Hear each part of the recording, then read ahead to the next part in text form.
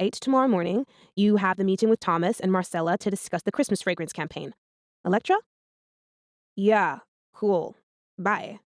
I waved to dismiss her as I studied the message that had arrived. And then they'll watch you tomorrow afternoon, so if there's nothing else for now, I will see you in the morning. I wasn't listening, as I couldn't tear my eyes away from the words on the screen, so I just nodded in Mariam's direction as she walked towards the door. I reached for my vodka and took a good deep slug as I reread them. Hi, honey.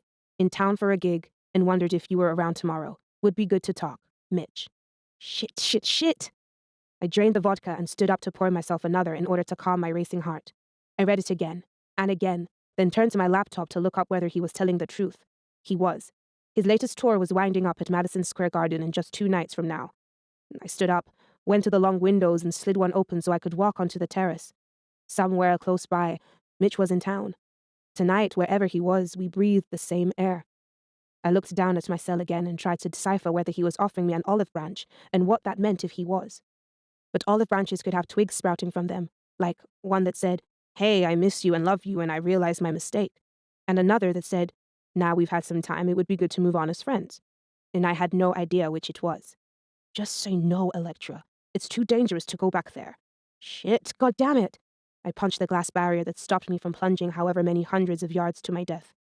At this moment, I wondered if that was the easier option. I was literally in agony, because I really didn't know what to do. I wished I had a close friend who I could call on to ask advice. How sad was it that I had 5 sisters, yet there wasn't a single one of them I could say was a friend or someone I completely trusted. Ignore the text, I said out loud as I paced the terrace, deadheading a flower from a bush and throwing the petals over the glass wall as I went. Back inside, I dumped myself facing downwards on my bed. Maybe I should leave it. After all, if I didn't reply and he didn't bother to retext me, then that would tell me a lot. Yes, that was what I would do. I fixed myself another vodka, then wandered to my walk-in closet, thinking about what I would wear if I saw him. The one thing I had in my armory was clothes. A call to any designer in town, and the look I wanted would be biked round within a few hours. Of course, it depended where we were meeting.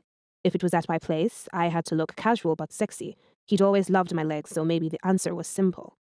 I walked into the bathroom and stripped off before taking a white fluffy towel off the heated rail.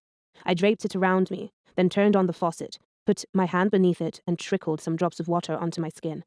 I took hold of my hair and twirled it up into a top knot, then studied myself in the full-length mirror. I giggled, because this was what I would definitely wear if Mitch was coming to visit me here. However, if I was going to see him, I dropped the towel on the floor and went back to my closet. I was just pulling an emerald green Versace mini dress from the rack when a text made itself known with a ping, and I ran to grab my cell. It was from Mitch, and I held my breath as I opened it.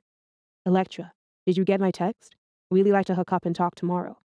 Yes, I screeched. He's desperate. Jumping, literally onto my bed, I drank some more vodka for courage, then tried to form a reply. Hi, only just seen this.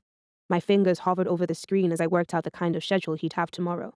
Media interviews would take up his morning, then after lunch, he and his band would go to the venue for rehearsals and sound checks. I reckoned he'd be free by 8. Can't do tomorrow day as have meeting for fragrance campaign, but should be home around 8. I read the whole thing back to myself and felt happy enough to send it off. It was only a few seconds before his reply bounced back. Can make 9 your place? Does that work? At this point, I decided to go have a bath. I turned up the volume on my sound system and lay in a deep pool of scented water listening to Mitch's latest CD. Climbing out and relishing that I currently, for a change, held all the power, I sauntered into the bedroom and picked up my cell. Yup, that works. See you tomorrow. I pressed send and allowed myself a smile. And the best thing about it, I thought as I looked at myself in the mirror, is that I can wear my new favorite outfit. I hardly slept a wink that night, and even though I'd promised myself I wouldn't because Mitch could spot a cokehead a mile off, I was so jittery that I had to do a line before I went into my morning meeting to discuss the fragrance campaign. Are you okay? Asked Mariam when I emerged from the restroom. Yeah, I'm fine. Shall we go in?